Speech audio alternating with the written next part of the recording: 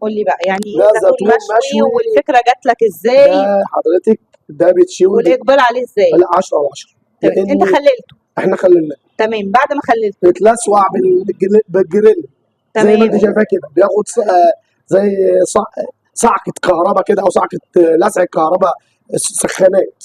إمم، جريل زي الفكرة جات لك منين إن أنت تعمل حاجة زي لا كده؟ بالنسبة للجديد، بالنسبة هو مش جديد، هو ده شغال عندنا 24 سنة كاملة. تمام، تمام. زيتون دولسي. تمام. إمم، ده أول حاجة ده اول زيتون حاجه زيتون دولسي. دولسي، تمام، ده بالنسبه للتفاحي ده زيتون تفاحي.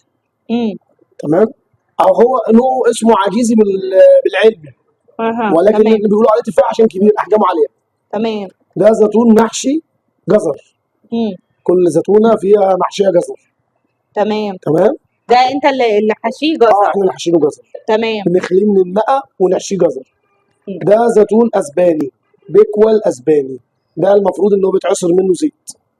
إمم، بيتعصر منه زيت، وهو لسه ني. تمام، تمام. ده خيار قشه مصري. إمم، ده الحادق ده الحادق. وده اللي ما فيهوش ملح، ده زيرو ملح.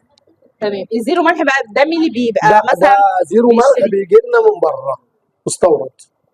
مش ده اللي أنت عامله، لا احنا بيجي لنا، بس بيجي لنا فيه خل زياده وفيه نسبه ملح خفيفه، احنا بننزعها خالص، بننزع الملح والخل منه، بننزعه منه، تمام، بنخليه زيرو ملح للناس اللي هي ممنوعه نفسها تاكل حاجه مخلله وممنوعه من الحاجه، للناس اللي هي بتبقى مثلًا عندها يعني مش عايزه تاكل حاجه. إمم، في ف- منهم ناس بتبقى مريضة، ايوه هو ينفع لكل الطبقات او لكل الناس. تمام، تمام. ده تمام، بالنسبه للزيتون الطبيعي بيكوال طبيعي شرايح تحط على إمم، البيتزا، تمام، المحلات بتاخده منه، بتاخده محلات. ده شرايح اخضر تفاحي احجام عاليه. إيه بقى اللي عليه ده؟ ده ده فلفل، عليه فلفل بيبي، إمم، بنسميه احنا ايه، رمان البسوس. رمان، اه ده يعتبر الفاكهة بتاعة المخللات بتاعتنا، بالظبط. تمام. تمام، ده البوليف اللي بنقول عليه افندينا، فيه كل حاجه وكل حاجه متناسبه ومتناسقه قد بعضها. ده المشكل اللي عندك، اللوكس. الكيلو بكام؟ الكيلو ده احنا بنبيعه ب 40 جنيه. ده الكيلو ب40 ب جنيه 40 جنيه بيبقى شامل كل كل المخللات، حاجه. إمم، ده الخيار طبعا قلت لك مستورد هندي. ده ندخل بقى على الزيتون المشوي.